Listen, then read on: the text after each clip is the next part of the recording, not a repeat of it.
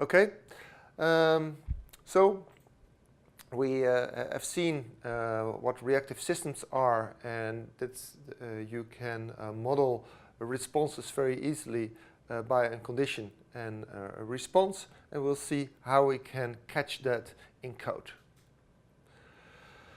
So in principle, we use the etymological guided design that we will see how it works in nature, get inspiration from that, try to catch it in code and see how it works out. So we're now into the inner loop to model that behavior that we see. So what you see is that every behavior is only what it works for certain circumstances where a certain food is available and where certain enemies are available. And the evolution is there, the molding force. That means if the behavior is not efficient, then the species dies. To make sure that the environmental pressure makes sure that the best behavior is present. So that means that if we want to have inspiration from nature, then we can see that if you have a toad, that you can copy that with a wheeled robot. That if you have caterpillars, that you can couple that with spider sort of robots, and you have dogs that you can then go to the nice Aibo dogs that we also have in our lab.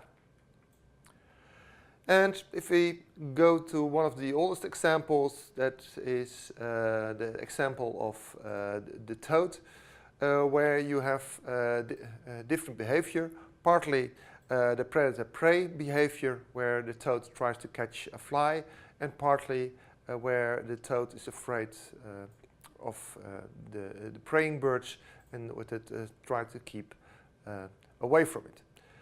And what you see is that with the triangle you have the different percepts, and that can be combined in different schemas to certain behaviors, and that's in essence going towards the prey or evade the predator.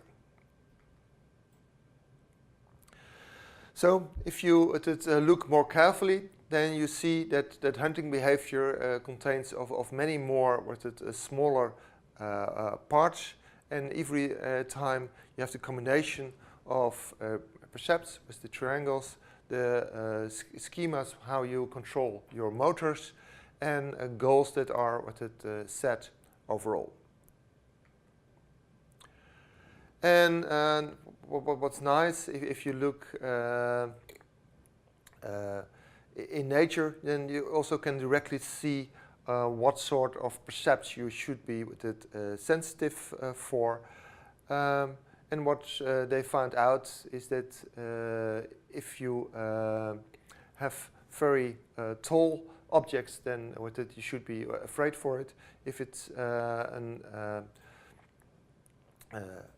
horizontal thing, then it's probably more prey.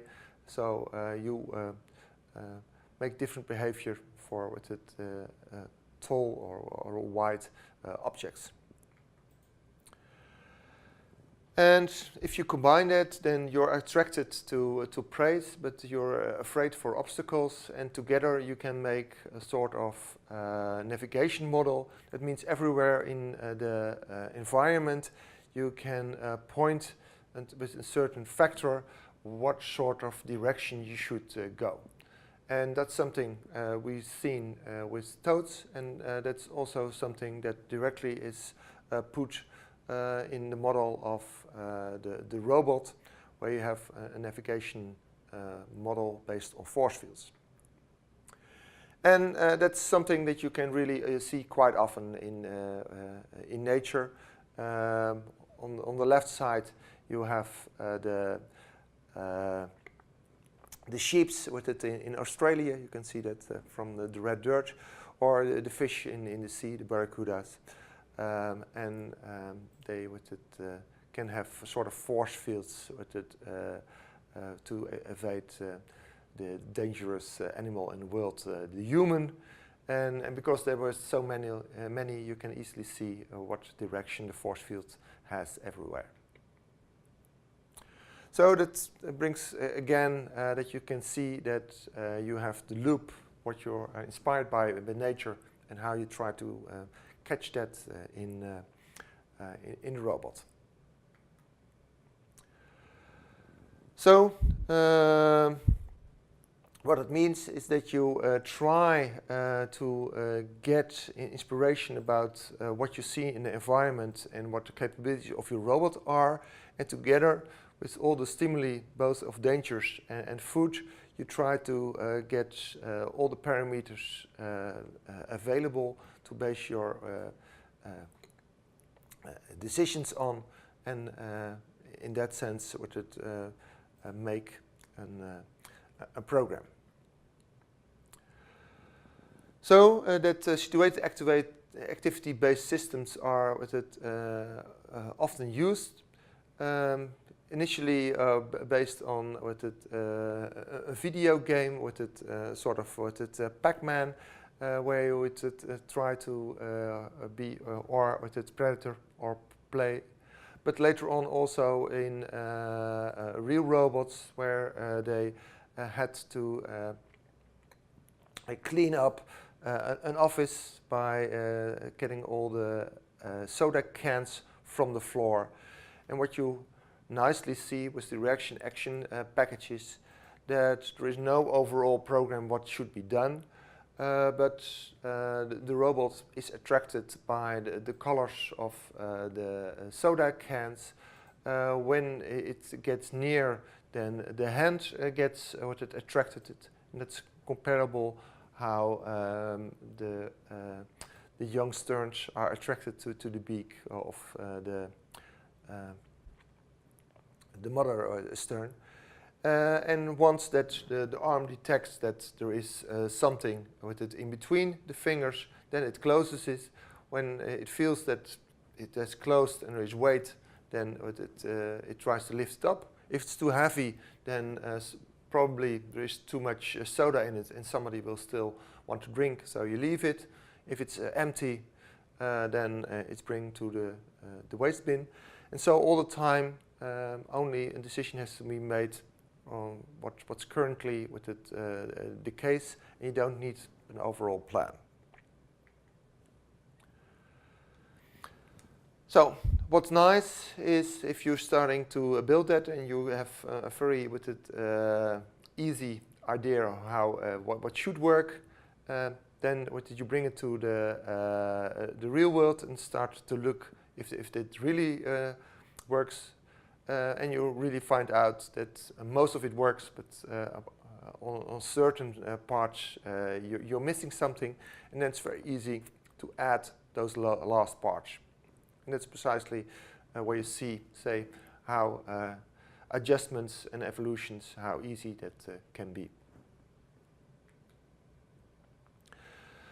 So, all of this are examples of reactive control, so that are tight feedback loops connecting the robot sensors with the effectors. What you see by doing them one after each other, you can already get quite complex behaviors.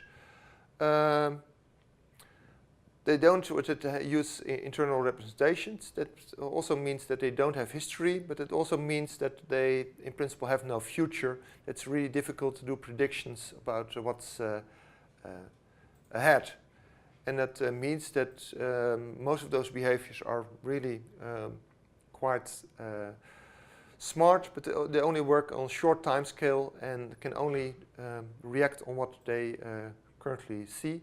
And you have a lot of cases where you have hysteresis, so that every time what you see is the right decision, but every time you come in and you do a step forward, you see something, you step back, etc., and never come with it any forward. So, till we get really with it interesting robot systems, you need something a little bit more smarter that can do a little look ahead, and we will see examples of that just a little bit later on. So, in principle, what all those reactive systems are a collection of reactive rules that specify how to react on certain stimulus, and they are a little bit comparable with our reflexes. What you see that we also have a lot of reflexes, and one of them, the most well-known one, is that if you have something hot, you drop it. But your brain is smart enough that if you have kids with it under your hot coffee, that you can overrule that behavior by your brain and don't let those reflexes go ahead. And we'll see that we use that same trick also in robotics. So in principle, all those rules, they are compete at the same time to get control over the robots, depending on what the sensory input, if they get active or not. And once they get active, then they specify what the responses of the system would be, and that is the behavior of the system that you see. And we will look in ways of combining all those rules and how to make sure that running concurrently or sequential, that it works out fine, and you have some control of how the collection is really a collection and not a set of independent rules. So that brings us to the next section, where we will look into behavior models, how to first describe all those behaviors, and then how to activate all those behaviors.